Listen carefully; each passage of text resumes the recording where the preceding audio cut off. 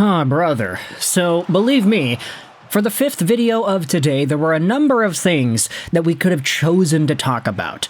There were some Patrick Allvin comments made today, Adam Foote had an interview, but ultimately, we're straying away from those because I do think that a lot of the info presented by those two were not really new, just kind of reaffirming some of the same thoughts we already had, which is good, I'd say, when you think about Vancouver and what they've been building.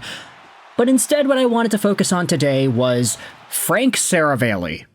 Frank, who went out there on the Sportsnet 650 and Canucks Central with Satyar Shah and Dan Riccio, and had a bunch of stuff to say about a bunch of different things. It's quite the interview, you can say. Now, I want to, of course, shout out Sportsnet 650 for having Frank on the show, but also give a big shout over to Canucks News Summaries, who summarized Frank Seravalli's interview yesterday with Satyar Shah and Dan Riccio. We're going to be diving into everything here, because Seravalli has some very intriguing comments in regards to the Oilers, Vancouver, and the Detroit Red Wings. So, let's start out here chronologically. Frank Seravalli's segment on 650 yesterday starts out by talking about the Connor McDavid extension, which, of course it would. It was the biggest story in hockey. Arguably, it still is. It is the best contract in NHL history, we're just gonna say. And Seravalli said here that McDavid believed that they could not be competitive with a $15 million cap hit. McDavid also is questioning the long-term viability of the Oilers, and the Oilers are having trouble finding young players to fill roles. They're hoping that Isaac Howard, Matthew Savoy, and David Tomashek can do just that. So, you talk about Connor McDavid taking a little bit less. How about a lot less, compared to what folks thought was the bare minimum for him and his contract extension? Really, McDavid could have gotten 20. If he wanted to get 18 or 19 million bucks a year, he could have gotten it. But the Oilers captain instead takes a discount. Oh, we all thought that discount would be 15 and a half. Nope, it's 12 and a half. He's not getting a raise. And what does that say about the Oilers, where Connor McDavid is like, yeah, I don't think we can be competitive if I get a $15 million AAV contract, but you got Jake Walman going out there making $7 million bucks. You've got Darnell Nurse making 9, Evan Bouchard making 10, Draisaitl's making 14. This is a pretty big change in the way we should view the Edmonton Oilers, because I feel like this contract for McDavid, it's a prove-it deal. But the aura is so vast in that this is not a prove-it deal for the player. This is the player trying to say, hey, prove to me that we can be a good team. Right? Like a prove-it deal normally is the other way around. The team takes a chance on the player, so it's a short-term, low-dollar amount deal, but this time, it's the player taking a chance on the team. Short-term, decently high-dollar amount. It could have been a lot higher. McDavid could have gotten $7 or $8 million more dollars if he wanted it. But that's the way it goes. Connor McDavid and the Oilers have signed a prove-it deal, but it's not a prove-it deal for the player.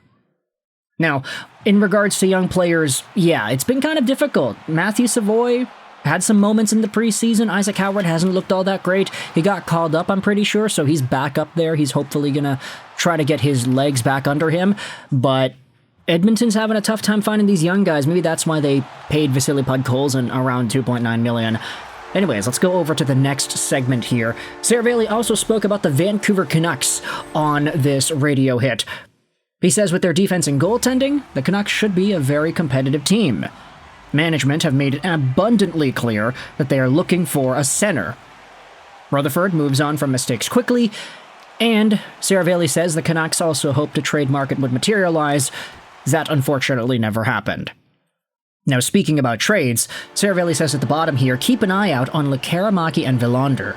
He has heard, privately, mixed reviews about these guys, and he's curious how married to both of these players over the long term the Vancouver Canucks are. Expectations have been high, and if they can't meet them, it's possible the Canucks trade them while their value is still high. Now, at this point in the broadcast, Satyar Shah and Dan Riccio kind of poke fun a little bit at Seravalli. Oh, you're saying these guys are going to get traded? Whoa! But, Seravalli kind of takes the bait and he's like, oh, I'm not gonna, like, and then they're like, yeah, no, we're just playing around with you, Frank. It is an intriguing idea. Obviously, Canucks fans are not going to be too keen on Seravalli suggesting that two of the better young players this team has are going to be trade fodder, but I do think it's a possibility that we have to discuss. These guys had themselves some really good showcases in the preseason. Lekkerimaki is on the Vancouver Canucks, Willander is not.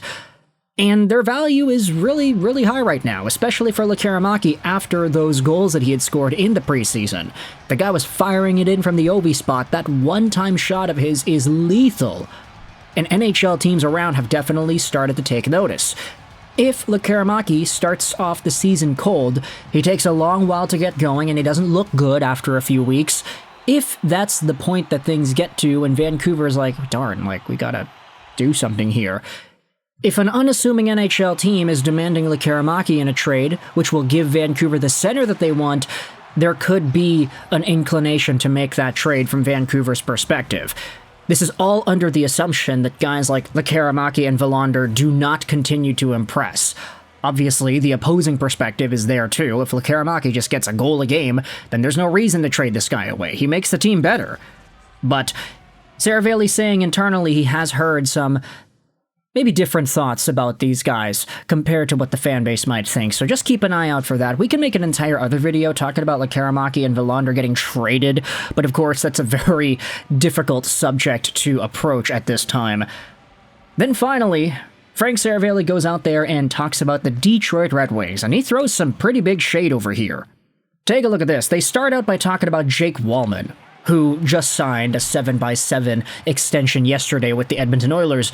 Of course, we recognize that Walman formerly was a San Jose Shark, and even more formerly was a Detroit Red Wing. Seravalli says here that Steve Yzerman never called around the league when he traded Jake Walman to the Sharks. Teams would have been willing to give up something for him. And that, of course, is a fumble because Jake Walman got traded for nothing. He also says here that the Red Wings pro scouting department has been a failure at evaluating defensemen. Yeah, no, I'm not going to disagree with that necessarily. You can talk about the amateur scouting department, that's been pretty good. Seider, Edvinsson, Johansson, Sandin Pellikka, all great. But the pro scouting department, Justin Hall was not great, Eric Gustafsson got waived, Ben Sherratt has some moments, but you're really looking for some good home runs out of Jacob Bernard-Docker and Travis Hamonic here.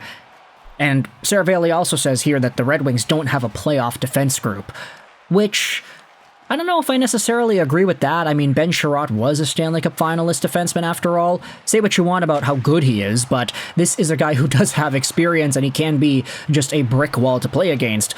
Seider, I think, is pretty playoff poised, and he'll be totally fine in that environment.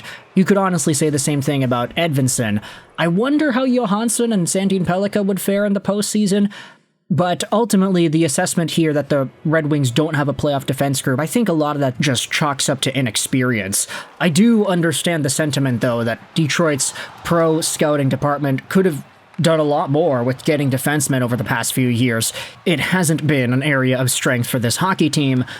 But still, there is a lot of a pessimistic attitude in the way that Seravalli speaks about the Red Wings on this radio hit, which is why I wanted to include this conversation onto the YouTube channel. I'll leave a link in the description if you want to go out there and listen to Canucks Central with Satyr Shaw and Dan Riccio. Get yourself a voice behind these comments here. But if you enjoyed this video, feel free to hit the like button. If you did not, the dislike button's down there for you as well. Comments help out with the algorithm, so I'd really appreciate it if you got involved there. Let me know your thoughts in the comments. How do you feel about Seravalli speaking on McDavid, the Vancouver Canucks, Lekkerimaki, Willander, Detroit, Walman, and more? I hope you enjoyed this video. And bye.